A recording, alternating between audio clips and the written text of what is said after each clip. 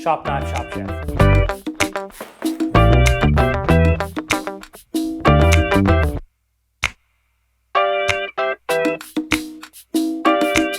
I'm Warren Mendez, not in the delicious test kitchen, but rather in my home kitchen today. And I'm going to be mashing up all the comfort from a pumpkin soup with the warmth of risotto to create a pumpkin and sage risotto.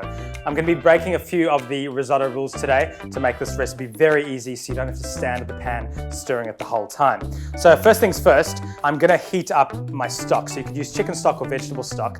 And what we're going to do is heat up all the stock at once and pour it into the risotto. I know that breaks the cardinal risotto rule of ladling it in, but we're still going to get a very starchy risotto without the need to labor over it. So first thing, heat up your stock. Okay, so while that stock's heating up, when you're doing a risotto midweek, it's all about matching your prep to what's cooking. And so while you're chopping or prepping something should be on the go cooking, and that way you can do everything really quickly. So stock's heating up. I'm going to start off with chopping the onions and garlic, and then that can get on the go, so then we can build the rest of the ingredients and have this done mega quick.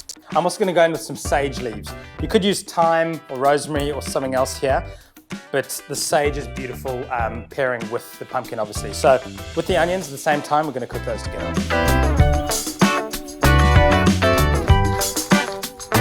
So whenever cooking onions down, I always do it with the pepper at the same time. That way the pepper can kind of toast and bring out all the flavor, and just a decent pinch of salt as well.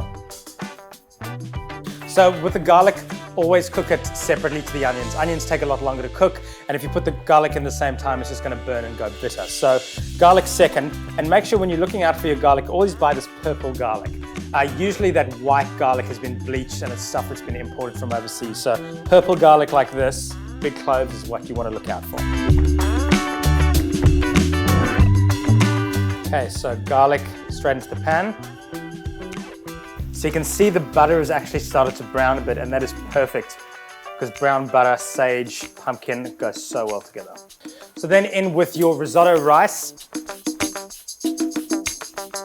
So onto the pumpkin now.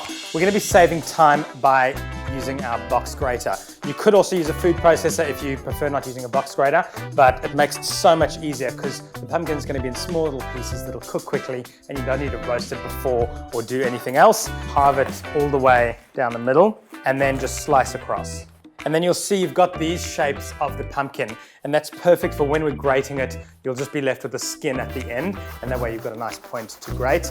So I know a lot of people freak out about grating their fingers, but if you go slowly, you'll just be left with this bit of skin, and if you have a flat hand, you're not going to grate your hand. But just go slowly, be careful, and concentrate.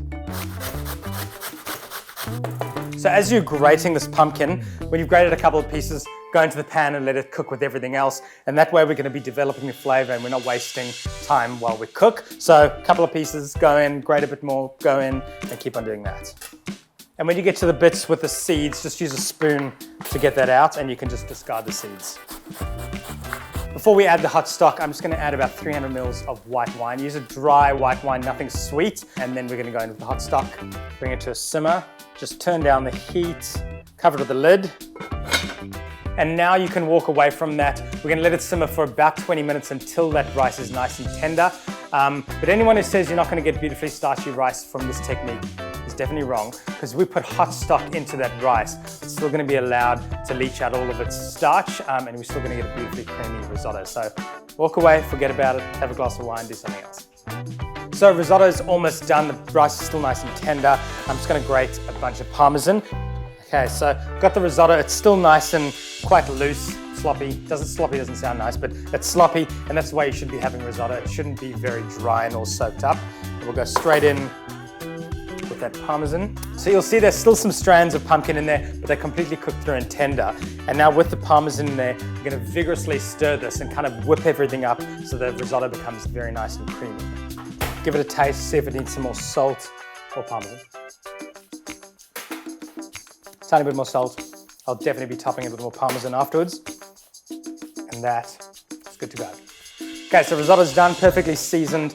I'm obviously going to eat it with a bunch more Parmesan, but I've also toasted up some pepitas or pumpkin seeds here. Decent amount of this risotto onto a plate. So a few of those pumpkin seeds.